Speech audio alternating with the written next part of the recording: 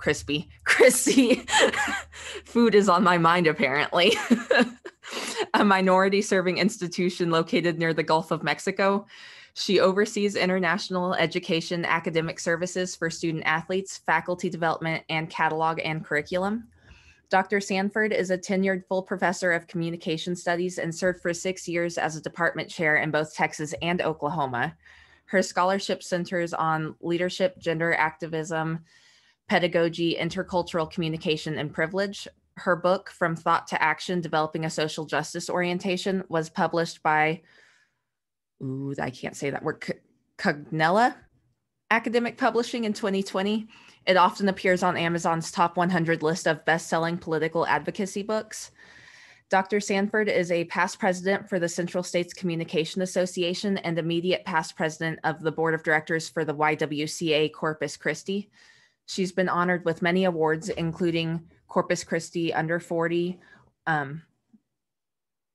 YWCA Corpus Christi's Women in Careers Communication University Educator. Lost my paper. Communication Educator in the Year in both Texas and Oklahoma, and Outstanding Administrator from the National States Advisory Council on the National Communication Association. So without further ado, I'd love to introduce you to Dr. Sanford. God, sorry. Oh, Elizabeth, I'm so impressed with your podcast setup right there. You can say anything and it sounds good. Thank you. I'm a streamer on Twitch, so I've got a setup going. Impressive. You probably have the ring light and everything, right? Mm-hmm. Oh, I need to learn some lessons from you. It is really good to be here. My apologies for screen sharing so early too, Elizabeth. That threw you off. I'm so sorry. No, you're okay. I had like 2 little screens up, and when you screen shared, it went full screen, and I lost the half, and I was like, oh no. I was testing, as a communication professor, I was testing your abilities, and you got to see. You did all right.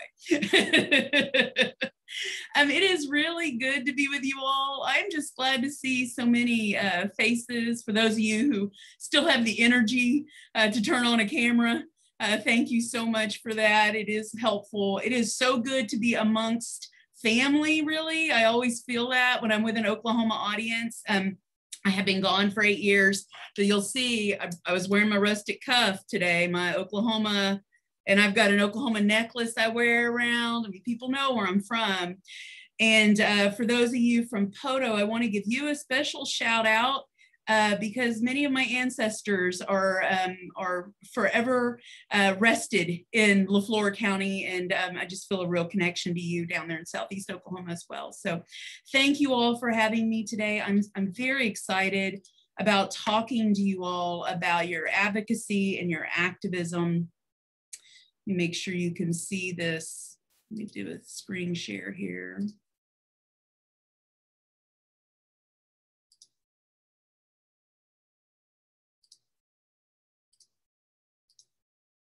I want to share the right thing. I don't want y'all looking at my Facebook. All right. Let's see. Elizabeth, I can still see you. Can you give me a thumbs up if you can see that PowerPoint all right? Okay, fantastic.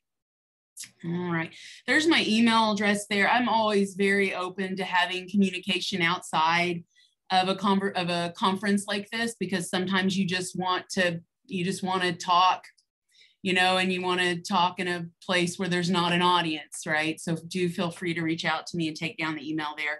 I'll share it again at the end as well.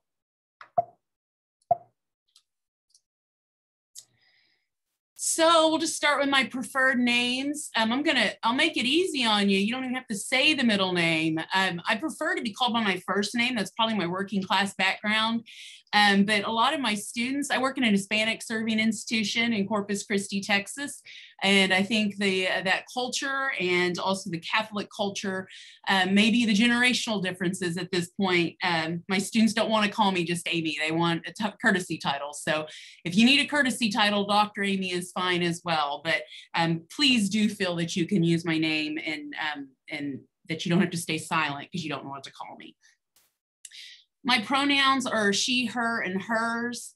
And I would like to offer a land acknowledgement today in solidarity with our Indigenous friends. As a person who grew up in the Cherokee Nation, I certainly have an affinity for that. I come to you today from the geographic area colonized as Corpus Christi, Texas, USA, a coastal community bordering the Gulf of Mexico. This space on Turtle Island was originally inhabited by the Indi or Lipan Apache, the Quanqua, and the Colatacan peoples, among others whose tribal and nation names we have unfortunately forgotten. Our gratitude to the land and to the water and to the people who stewarded and continue to steward both. May we all commit today to eradicate the erasure of Indigenous cultures wherever we live. I would ask you to introduce yourself in the chat, sharing your pronouns if you're comfortable doing that, and also sharing the names of the Indigenous people where you're from. And let me say this to you, if you do not know who they are, I want to really encourage you in the next few days to find out who the Indigenous people of your lands are, to speak their names often, and to collaborate with the nations and the tribes around you. We owe that to the people who have stewarded this land for so long. I want to thank the leadership of the OAEA. It is really difficult to continue to do these virtual events, especially as we're now heading into second and third rounds of them. So I just appreciate the OAEA leadership, including Kim Luttrell, for making this happen. And they did it because the future teachers, imagine most of you are getting jobs for the fall. They want to make sure that you have the professional development you need to be the best educators possible. And that's, I'm sure, was at the center of everything they've done for this conference. I'm grateful to you, the attendees, for your presence today on a Saturday morning and your dedication to social justice, anti-racism, and teaching and learning. I'm going to be building on the OAEA Racial and Social Justice Symposium sessions that are on the OAEA website. If you haven't watched them yet, that's fine. You'll be able to keep up, but I am going to reference them a little bit, and I will encourage you to go check those out. I went to watch one just so I could kind of an understanding what happened in the fall at this conference, but I found myself watching every one of them, and I think there's 5 or 6. I was telling Kim earlier today, there's tens of thousands of dollars of training there, and it's free for you all. It's some of the best training I've ever seen for educators, and I would very much encourage you to go check it out.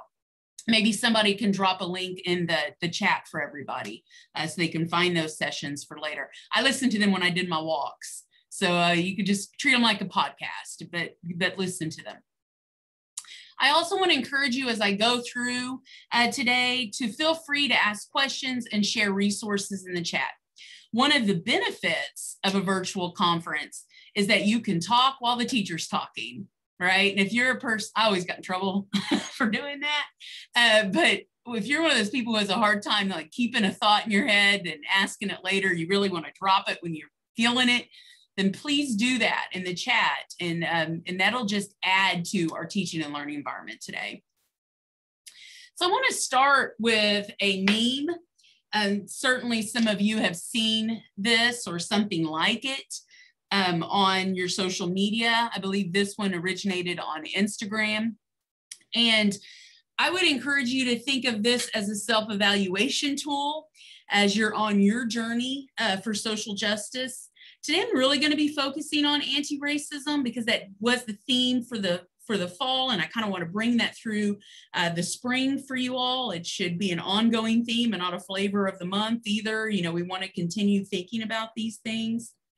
So as educators, we know the importance of getting students out of comfort and fear zones. You know, our careers should be dedicated getting students into learning zones and growth zones. I always tell my college students that if you're not uncomfortable, I'm not teaching you anything new, right? That discomfort comes when you learn something new, but I've got to create a safe environment where you feel okay being uncomfortable, right? That's my responsibility as an educator.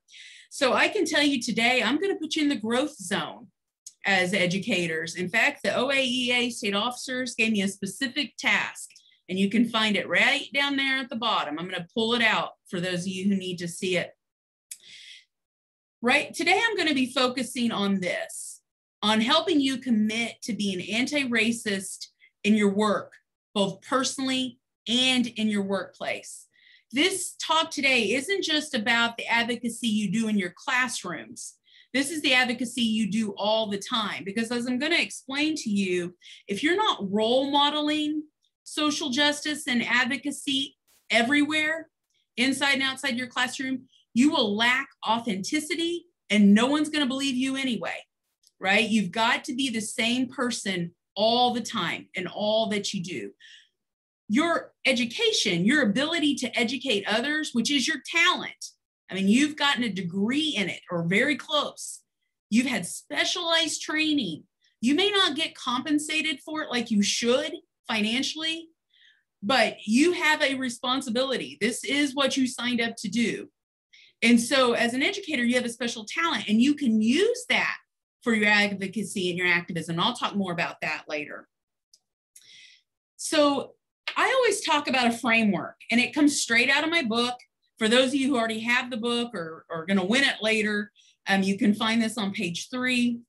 And as I go through, you'll see that FTTA on the bottom, that's the book, and it'll give you chapters and pages you can go find more information about what I'm talking about. But this is the framework, and I'm going to talk about each of these items specifically in the time we have together, but I want to talk about it holistically first. In that, this is your journey as a person who's interested in social justice. You need to constantly be self-reflecting, educating yourself on the other, and taking action. Now, unfortunately, so many of us get stuck in the reflection and the education that we never get to the action. And so I'm going to spend time on reflection education today, but I really am going to spend a lot of time on action, because this is where I find a lot of people need more help. They need to know how to become activists or advocates or whatever you want to call it, co-conspirators. This is where they need the most help. So I'm going to talk about the other two because I want to make sure you've done them, because if you haven't done them, you shouldn't do the action yet.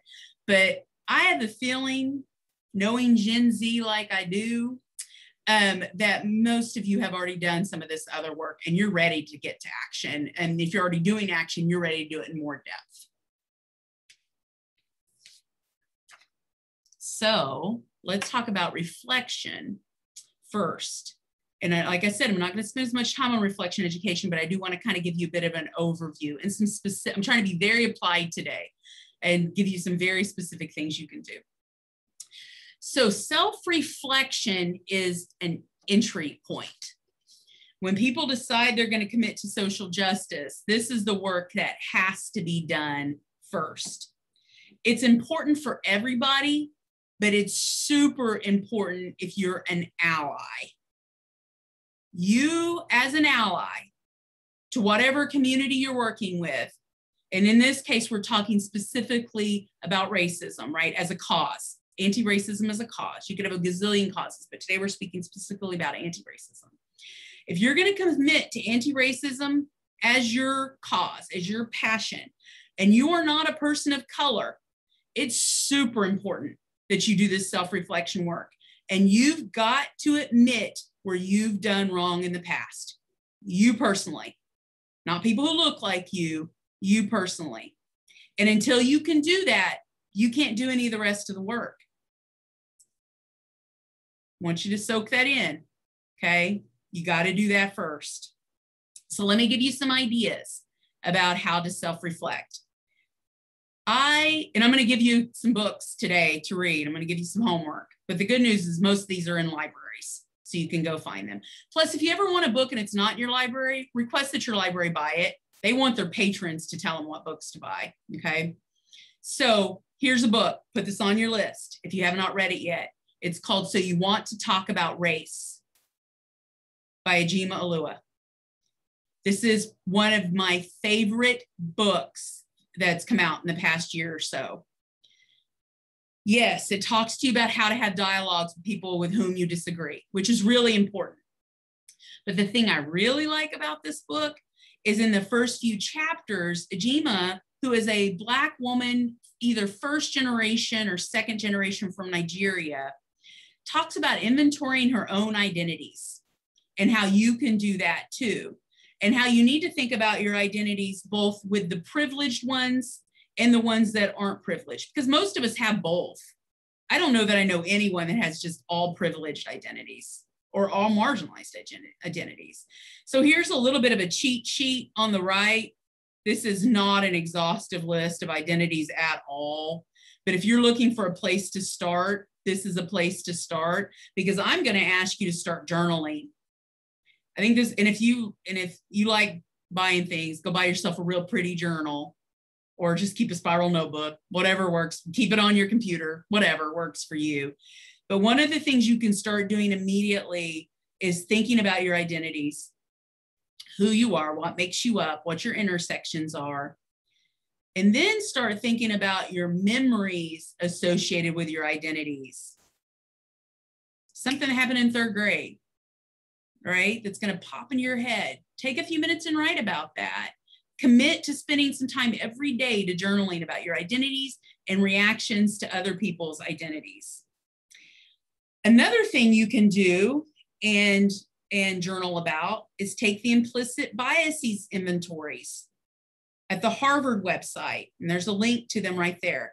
But I'm going to warn you on this one. These are a hard pill to swallow. And they are created by, there's about 18 of them, okay? They're created by psychologists, and they have been perfected over about 20 years. It is going to hit some primal places in your brain, and it's going to hurt when it does. I taught middle school as a student teacher, but they couldn't keep a teacher at this school, so I was the only person in the room. I'm sure that was not legal. But I did that back in 1999 in Muskogee. That school's no longer there. It was a majority minority school, and I had a lot of Black students. And I had a history with some of them because I'd grown up in that city, and I knew their older brothers and sisters and their parents. I loved them. I did. I loved them. I spent a lot of time with them outside of school too. And I took the implicit biases test related to Black folks. It was bad news for me. And I was embarrassed. I was sad. I had a lot of white guilt, just so much of that. I retook this test in the last year. I didn't do much better. And I've done a ton of work in the last 2 decades.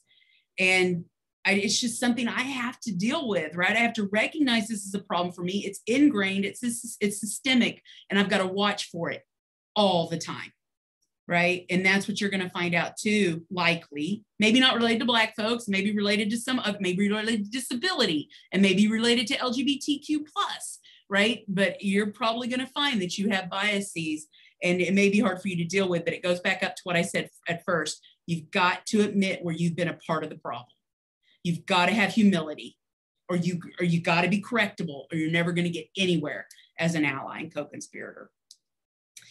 As you advance through that framework I showed you earlier, that self-reflection, education, activism, as you keep rotating through that throughout your life and you get more advanced at self-reflection, I will also want you to start thinking about your turning points, because there's likely a time in your life, and you've probably already hit it, maybe not, where you decided you were going to do better, that you had no other choice but to do better.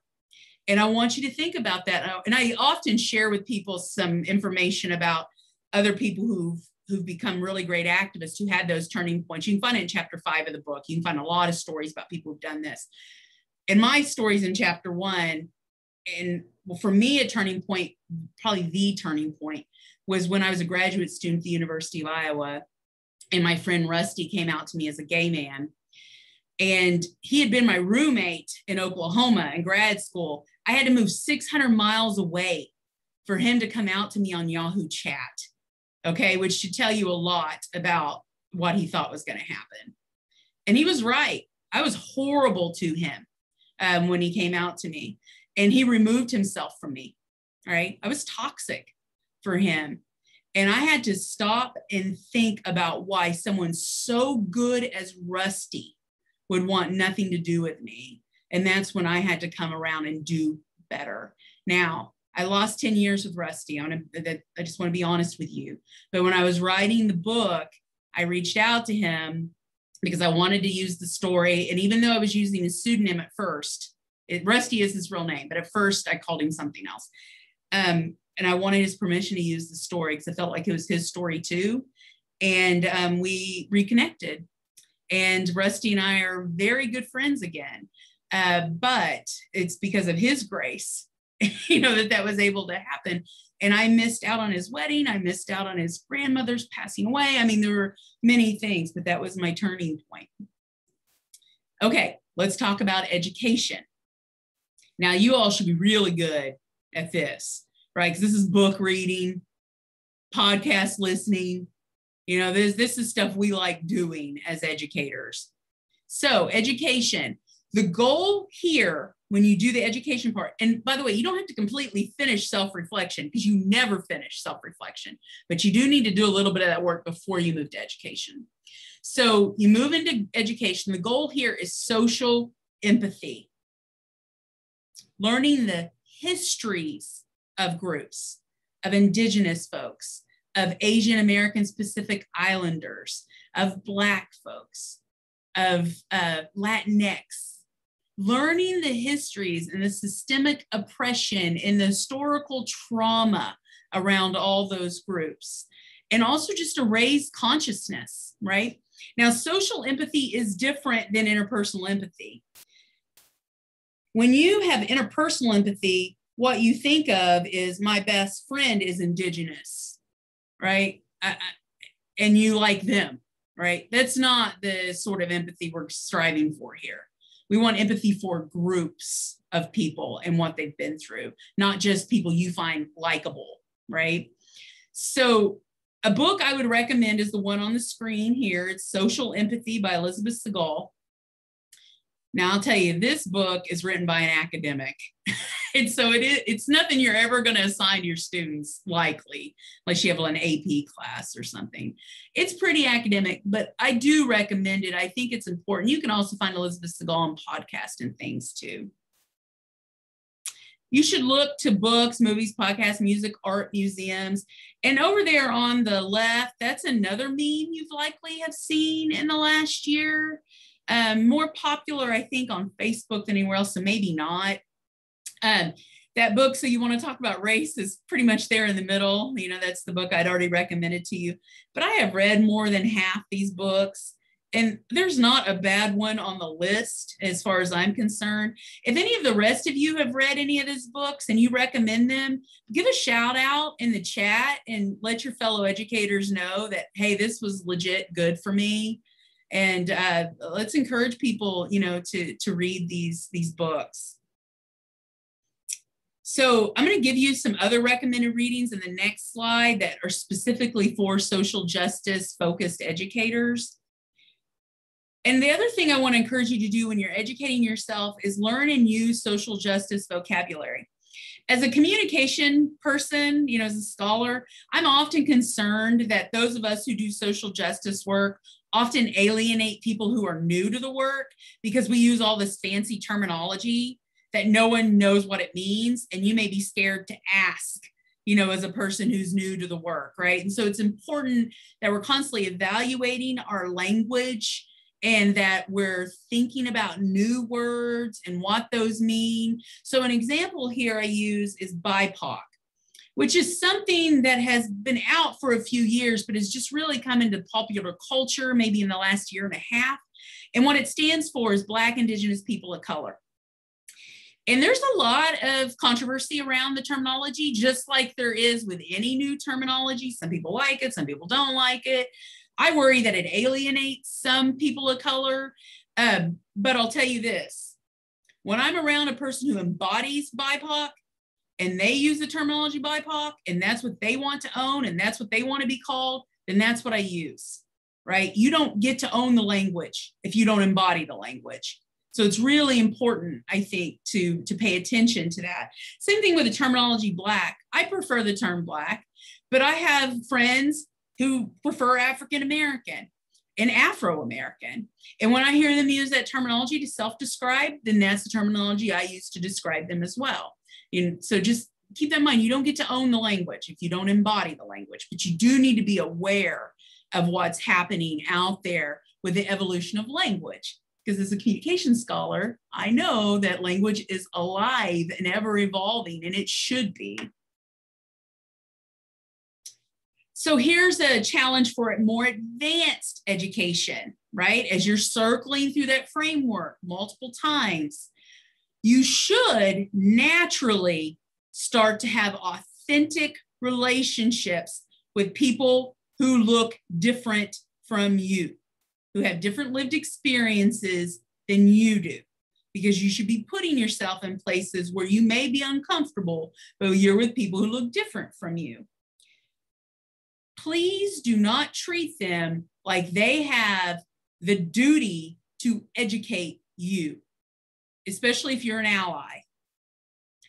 If you have an authentic relationship, you're going to get educated because you're going to see things that are happening to them and you'll recognize the problems because you're educated, right? And if they really like you and trust you, they'll tell you what's happening and how they feel. They may even check you and your behavior. And you should embrace that when that happens, because a lot of people of color have given up on people who look like me, to be absolutely honest with you. So here's some recommended readings for educators committed to social justice. Now, if you go and watch those videos that are at the Racial and Social Justice Forum on the OAEA website, 2 of these books are recommended there. That Why Are All the Black Kids Sitting Together in the Cafeteria is there, and Push Out is there. Push Out talks about how Black girls are treated in schools. And there's a documentary as well about Push Out that I would recommend. I've seen a piece of it and I thought it was really good. The one in the middle is on this recommended list below, but wasn't recommended by any of your speakers necessarily, but I do hear it's a very good book. It's on my list to read, and I think it probably will be important for you to read. Okay, so now let's move into action. And this is where we're going to actually do, I'm not going to ask you to talk to me or anything because, you know, no one's got time for that right now. But I do want to encourage you to maybe keep some notes and treat this more like a workshop so that you can think on these things in the coming days. I'm going to give you some takeaways here, I hope. Again, do not start here prematurely. If you have not done the work of self-reflection and education, don't go here yet because you can do damage here. You could, just wait, okay? I do want to constantly challenge you, and I want you to challenge yourself as educators, especially, to be uncomfortable, take risk, and overcome personal barriers. We know that only 5% of people ever get to action or activism. I want you to sit with that. Only 5% of people ever get to action or activism. We spend all our time, if we're doing social justice work at all, we spend all our time on the more comfortable self-reflection, not even the more uncomfortable, right? The more comfortable self-reflection and the more comfortable education. But when it comes to doing the action, we get pretty scared, right? And so, I understand, I was there too, okay? And I study barriers to activism. So let's talk through that a little bit. I want to encourage you today to be able to articulate your personal values before choosing a cause or causes. I'm going to help you do that in the next few slides. I think it's really important that you articulate values before doing any other work. And I also want to help you create short-term and long-term activist goals today. And I want you to remember this. The goal is systemic change. And I know that language may be new to some of us. So a lot of times when we think about activism, we think about like canned food drives. That is not systemic change. What canned food drives allow us to do is take care of a problem temporarily, right? Like food insecurity, take care of it temporarily, but not for the long term. And I was a kid who was getting the canned food for Thanksgiving and Christmas from the canned food drives every year. But that wasn't getting my family out of poverty, right? And that's where we really want to focus, is on systemic change, right? And how to do that. So for those of you keeping notes, these are the things we're going to go through in the next few slides if you want to make yourself a little outline. Personal values, social justice causes, focused concern, short-term action goals, long-term action goals, and collaborators. And I'm just going to preview here real quick. You cannot do this alone. You can't do activism by yourself. You have to have collaborators. And you all are already ahead of the game, because OEA and NEA are really well known for collective action. And you are a member or will be a member of those organizations. And so you're already a step ahead. You already have a group to work with, and a lot of other people have to go find those groups themselves. So you are already a step ahead. By the way, I can see that chat's active. I can't see what's being said, but I will look at it later and try to address anything that's there that's for me. All right, so what do you value? You know, when you think about your life and your purpose and why you get up every day, why you want to be a teacher, why do you do it? You know, what do you value? Now, I've thrown up a couple of dozen values on the screen, but this is not an exhaustive list at all. You certainly may have others that come to mind for you. There are a couple of exercises you could do, or places you could go if you don't already know what your values are, if you can't articulate those, or if you just want to give them some more thought. Down there in the bottom right-hand part of the screen are some values cards. You could go get those. They're like a deck of cards. You can get them off Amazon and other places, but they're about $25 a deck. And so I don't know if you want to do that or have the money for that.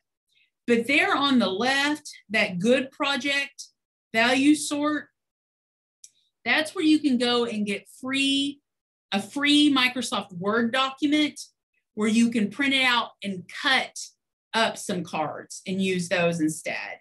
And they have an activity there where you can sort your values, right? You can start by a bigger pile and get to a smaller pile and get to a smaller pile.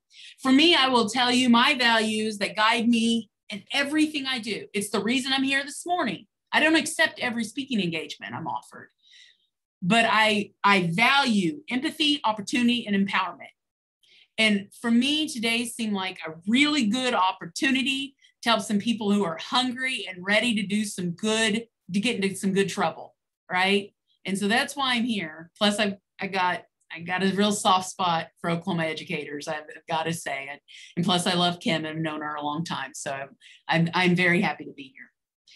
Your values should guide you in everything you do related to activism, because if you'll use your values to pick your causes will become your passions.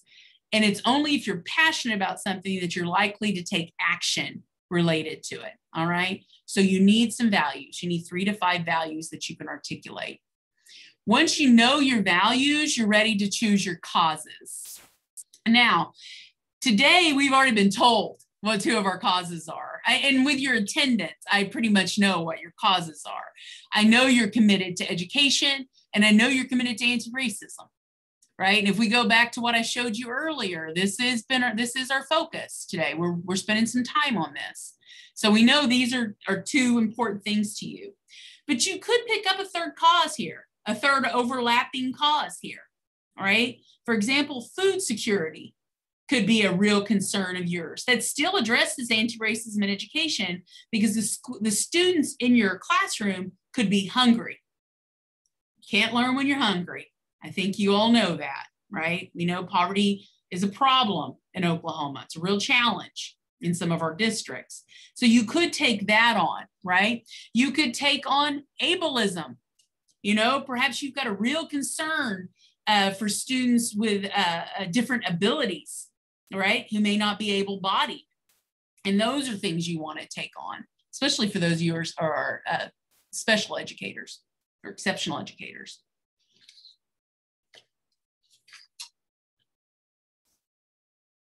Okay, so let's pause here and think through some potential answers that you could have, because I don't know that all of you will be able to name your values today and name your causes, but I want to give you some examples of some that a person could have who's attending today, so that I can help you get to the next steps later once you have the values and causes. So let's say your values are access, fairness, and empowerment. Your causes could be education, anti-racism, and justice reform, which if you look back up to the values, those all make sense, right? It makes sense that you would care about these causes. Now, I will tell you, as you go through that framework multiple times, as you age, as you change geography, as you do more education, you may find that your values and your causes change throughout your life, and that's fine too, right? Because we want to maintain your passion.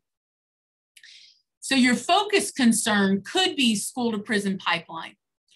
And I bring this one up specifically because if you go back to that racial and social justice forum from the fall, there is an entire session on the school to prison pipeline, and it is really good. And so if you don't know a lot about this area, I'd really encourage you to go take a look at it. I think many of you'd be interested in knowing more about that. So I want to pause here to talk about why we take action. So let's say you know what your focus concern is, you know what you want to work on, because you got to get it focused because you don't want to do anything too big. Frederick Douglass, who is one of the great activists of forever, right? He was concerned with abolition. He was a freed slave. And he only died in 1895. So let's just put that in perspective, all right? So he was an abolitionist. He was also a suffragist, right? He fought for women's rights to vote. He has a very important role in women's suffrage, and then also Black suffrage for Black men. So something Frederick Douglass said in a speech that has always stuck with me is that he said, power concedes nothing without a demand. It never did, and it never will. So here's the deal. Here's why we have to go talk to the legislature. Here's why you have to go talk to your building principal or your school board, because chances are they're not going to change things unless they're made uncomfortable, because they are probably benefiting from the way things are, which we refer to as status quo, right? And until you make them uncomfortable, or unless they have some awakening, right, things are probably not going to change. That's why you have to do the work. That's why you have to do the activism and not just the educating and the self-reflection. So let's think about some specific goals you could have around the school to prison pipeline, and then maybe that will help you think about your own goals related to your causes. So a short-term local action goal related to school to prison pipeline could be that you personally work on decreasing the number of expulsions in your classroom, right? You think about it, and none of you may have had this experience yet, but think about why you're expelling students, right? Do your own self-reflection on how you're handling classroom management. And do you need to adjust the way you're handling classroom management, right? So there's something that could be done. Perhaps if you have enough influence, you can encourage other teachers to think about what's happening in their classrooms, or perhaps even your entire school to think about that. But you may have to role model that for the rest of the school. You can make your space look less industrial, right? We heard your speaker this morning, one of the opening speakers, talking about putting murals on a wall in an Oklahoma City building, an Oklahoma City poorly funded school. Now that is not likely going to systemically change a lot, but it is something you can do short term to make the space look less like a prison, right? And I've taught in prison. I know what a prison looks like, and most of our schools do look pretty prison-y, okay? Especially when we get into schools that are not as well funded. That same industrial paint, the whole thing. You could form a book club with other people who think like you're thinking. We draw strength from each other. right? So maybe you could have a book club around that push out book that we recommended earlier. Read that with some people in your school. Or maybe you have parents who've expressed interest. Or maybe you have a friend at another school who would like to join your reading group. You could decolonize your curriculum. Now that one's a heavy one, but I hope you've already learned this in your education colleges, that you need to look at what's on your syllabus and make sure that the authors, the sources are reflective of many communities and that the material is reflective of many communities. And the final thing I'll say here about short-term goals is that you need to be an upstander. And what I mean is that if you're an ally, especially, and you see someone in your building, a fellow teacher or student who's just not getting heard or is being really misunderstood, ask them how you can help. You know, ask, because they get tired of carrying that all on their own, right? Maybe you need to speak up in a faculty meeting and quit expecting the faculty of color to do it, right? And then when we think about long-term goals, and I know I'm running short on time, so I won't spend a lot of time here, but it is really important that you all know this. Long-term goals are around systemic change. They do take a long time, right? But they're very focused on policy and legislation. That's how you make systemic change, not just cultural change. And unfortunately, it often requires that we make systemic change for real change to happen. That's why we have civil rights legislation. That's why we have to go to the Supreme Court to fight for LGBTQ rights. That's why we have Title IX. All those things had to be codified to make the status quo do the right thing. And you've got a lot of opportunities in Oklahoma right now with what's going on with your state legislature to encourage them to do the right thing. So one of the things you could think about, and I know this is really controversial, but I think if you do your homework on it, you'll see how important it is to have this conversation. What we're learning is that police officers in our school, there is not decreasing the violence in our schools. And so I would encourage you to do your homework on that, do your education on that.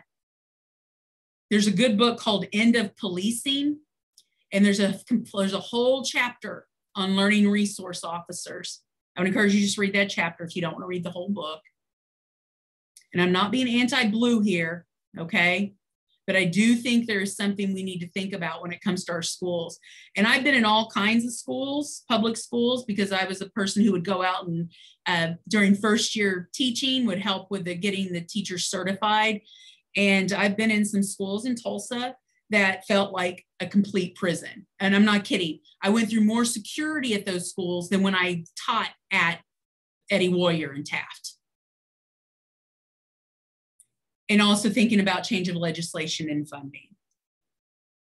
So collaborators, this is the last point around action. I cannot say enough about the importance.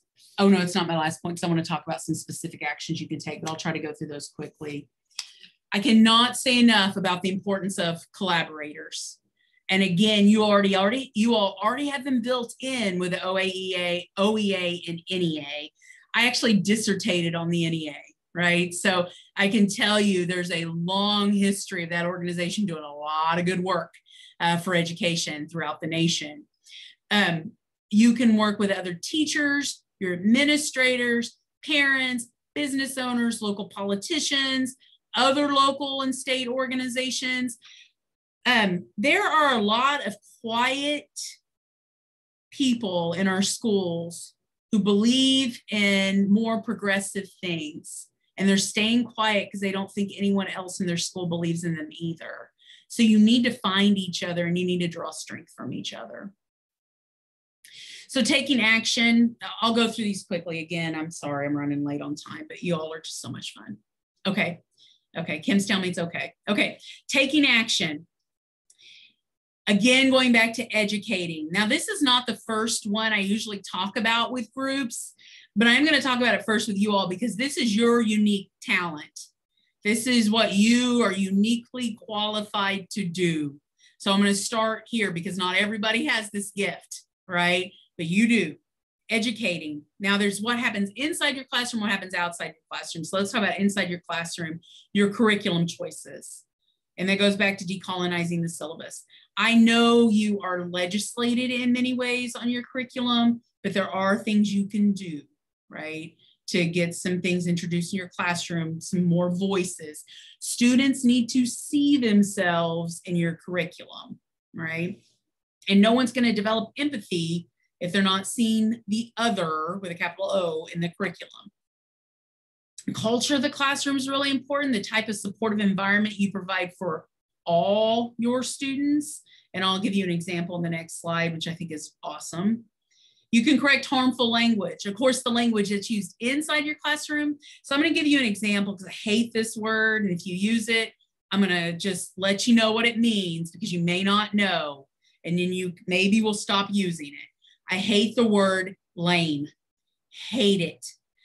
It harkens back to the way we used to talk about people with the community, disability communities and communities of disability.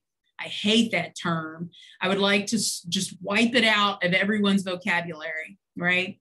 So if you feel convicted about that, now that your consciousness has been raised, I hope that you'll stop using it and stop other people from using it as well, right? And there's a lot of examples of that. There's a lot of examples of language that is systemically really bad and we don't even know it. But once we know it, we need to let other people know it and get it removed from our vocabulary. But you can do that outside the classroom too. Speech making and workshop facilitation. There are groups always looking for speakers. Your Kiwanis clubs, your Lions clubs, your 4-H groups, your OAEA groups in different universities. All these people, Rotary, they're always looking for speakers. If you will reach out to them and say, I'd like to come talk about whatever your passion is, right? Probably related to education and to racism. I'd like to come talk about this with your group. Give me 20 minutes. I would bet you 9 times out of 10, they will be like, can you come Tuesday? You know, they will just be so glad to have someone come talk to their group. I want to encourage you to do that. That means you're going to need a supportive administration to do those sorts of things. And I'll talk about that as well. So this is the story I promised you on the next slide. I love this story. Santiago Potts was recently named a Rhodes Scholar, which is a big freaking deal, okay? It's huge. And he's the first Latino DACA recipient to have received this award. He gives every bit of credit to this elementary school teacher. And I imagine that if I asked you all today, name your top 5 influences in your life, most every one of you is going to name 1 or 2 teachers. Then everybody else you name is going to be related to you or a big time celebrity, right? That's the status of teachers in our society. And I don't think that's just those of you on this call. I think I could do that in any audience, right? That is the importance of what you do every day in the environment you create in your classroom. I can think back to many teachers who made me feel way smarter than I thought I was, right? As a kid on public assistance whose breath probably stank a lot, right? So taking action, a few other things besides educating, because you really need to use multiple ways of going about action, not just one, because it takes a long time to get all this done. You need to do it in multiple ways. There's charity work, and we already talked about that, but it is a temporary solution when you do those things, but it does get you through. There's dialoguing. Again, probably not going to make a huge change, but can make some change if you're having conversations with potential collaborators, decision makers. When you see your local representative out in your community at a parade or whatever, approach them, talk to them, have a relationship with them, all right? Because then you'll be the person they come and ask about things, right? Because they may not have a lot of sources beyond some very high profile people in a community. Boycotting and boycotting. So there's a long history of this in the US. And I do want to talk about someone who's very well known for a boycott, and that's Dolores Huerta. She is a queen where I live in South Texas, and certainly throughout the Southwest United States. She was very important. She worked with Cesar Chavez, who often gets far more credit than her, although he shouldn't. They were partners. and some Filipino farm workers as well, who led many boycotts, but the Great Boycott is probably what they're best known for. And it was related to how farm workers were being treated in the fields. The reason why I bring this up is because you may not know, well, if you don't know Dolores Huerta, you need to know her and you need to teach her to your students. She's so important, especially as a woman of color. Your students need to see her. But something really cool about her is that she was an elementary school teacher. That's how she got involved in the movement. She had those kids that were children of the farm workers in her classroom. She noticed they were hungry, they were tired, they sometimes weren't showing up to school. And that's why she got involved in the movement, because she wanted better working conditions for their families so that their children could better learn. So that's a teacher turned full-time activist. All right, but it started as a teacher. Boycotting, I want to bring this up because this is far more popular with Gen Z than boycotting is ever going to be. This is all about buying the products when you like what the company is doing, right? So like Ben and Jerry's, for example. A lot of people buy a lot of Ben and Jerry's because they like what that corporation's doing. Marches, vigils, walkouts, protests. I really can't educate the OEA on this. We have definitely seen this organization do this in April 2018. You know that the OEA members got international attention for a walkout related to teacher and staff pay. And I was really proud of a lot of my friends who are involved in this. I write about it in my book because I saw people from all over the political spectrum getting involved in this. And that's good to see. That doesn't often happen. So I was really happy to see that. But marches, vigils, walkouts, and protests are a really good way to raise awareness in your communities. And then finally, of course, voting, campaigning, and legislative process is probably the most important thing you can do for systemic change. We know that 65 OEA members ran for office in 2018 and 22 of them won. I'm not telling you have to run for office, but I am encouraging you to campaign for people you believe in, put on the order the t-shirts, put them on, block walk, show up to parades, call your local, whatever party you're involved in, get involved locally. They may not be the most organized people in the world, okay? I know because I do this work. They may not be the best organized people in the world, but they need your help. The reason why they're not well organized is because they're usually extremely short-staffed. So please try to get involved, give donations, but do more than that. Finally, last slide, besides an information slide, I want to give you some words of encouragement before I end, because I may have been a little hard on you. I hope at times you were uncomfortable while I was talking today. That's my job as an educator. It's your job as an educator. But let me give you some final words of encouragement. Persuasion takes time. I want you to remember that when you're getting tired.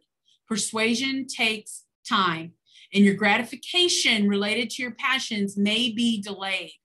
I have heard from students more than 10 years after I've had them in my classroom. These are students I thought pretty much hated me. They were the ones I pegged for being the one who threw off my teaching evals at the end of every semester.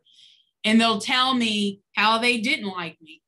Okay, they didn't like some truths I shared with them back in the day, but now they get it, right? It took them some time, but they got it and they're better for it.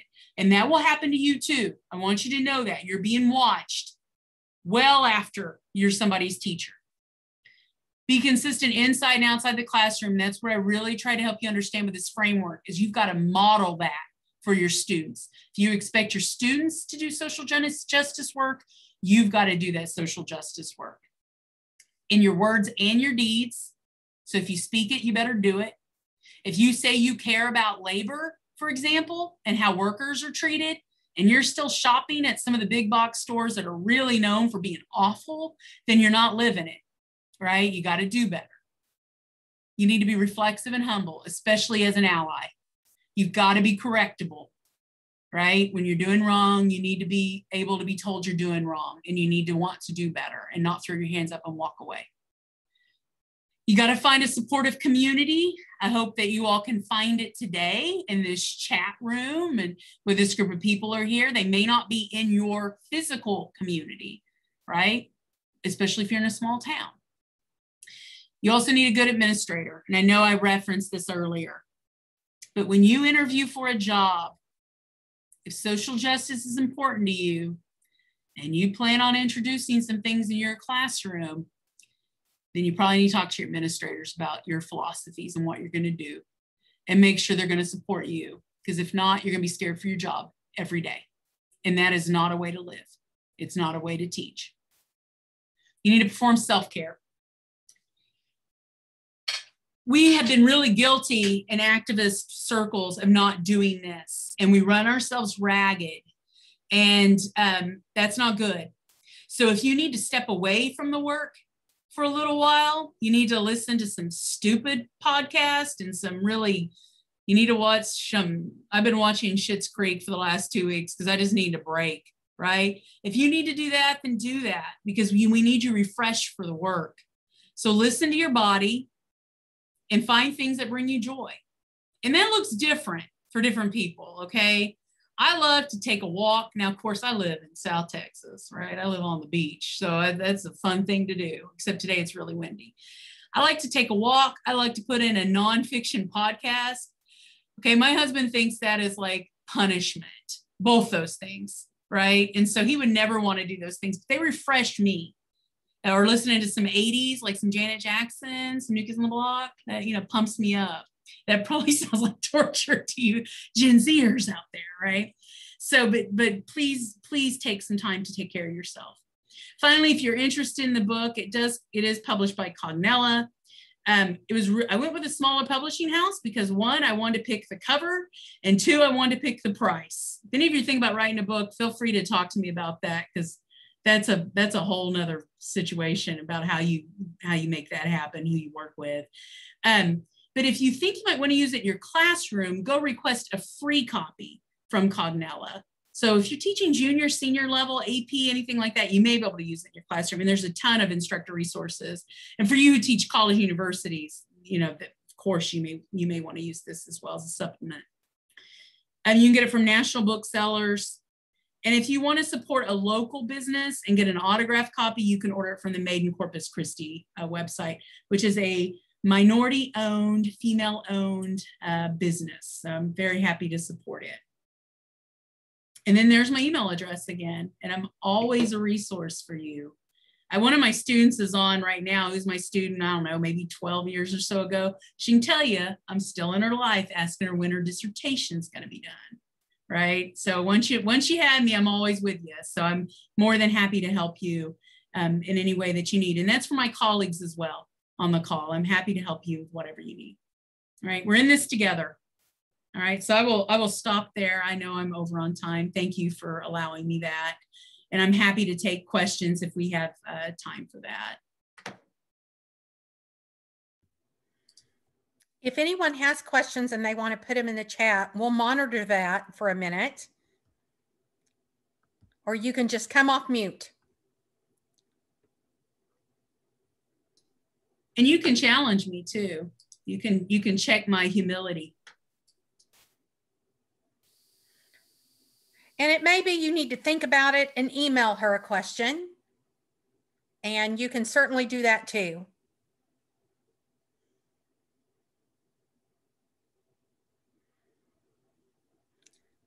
I'm reading through the chat, and I can see that many of you can name your the indigenous people of your geographic space, and I think that is wonderful. That is actually unusual for when I'm with groups. Most groups, not this many people can do that, and I discovered that moving outside of Oklahoma. Not a lot of people know who the indigenous peoples of their land are. Mm-hmm. And Elizabeth put a link where you can check and see in the chat. We do have a question from Abigail. She writes, I know it's important to have supportive admin, but how do we help those students in schools that may not have supportive admin? That's a good question. It's a really great question because, like with me, who is Abigail? Where are you? Are you on screen? Oh, hi, Abigail. Nice to meet you. I've seen you almost the entire time. You've been a great audience member, so thank you. So, I have intentionally chosen to be places that are very conservative. You know, I've been in Northeast, I've taught 2 places as an educator, and I've been in education almost 20 years, Northeastern State and down here in Corpus Christi, Texas. And it's because I feel like these are the places I can make the biggest difference with not only students, but my colleagues, right? And so I never want to discourage anyone from working in a school where they feel like they may be the only person who's paying attention to these issues. So I just want to put that out front. But it is hard. And I don't want to lie about that. It's hard on me. I've had a rough week this week because of a decision I made in a meeting, right? Of correcting some folks. It's rough. That's why the network of people who think like you is really important.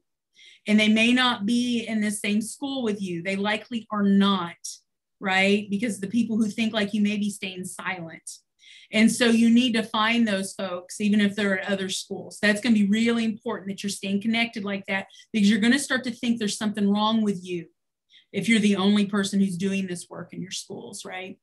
So I would tell you, if you can do it, stay put. And Abigail, I don't know if you're asking for you or someone else. I know I'm making it very personal, but if you can do it for any of you, stay put where you are and keep fighting the fight. And what you're going to find is that the students who need you will gravitate towards you.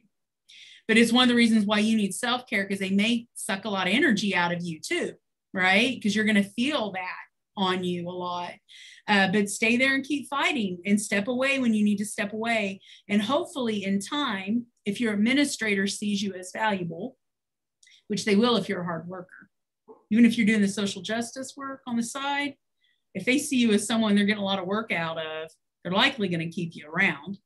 And with time, you'll gain more influence, and you can gain more influence in who is working with you.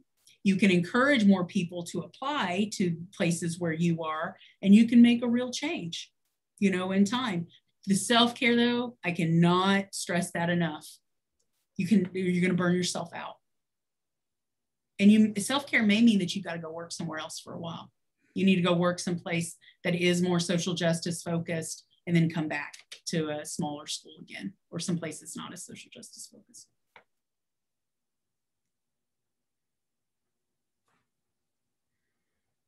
Anyone else?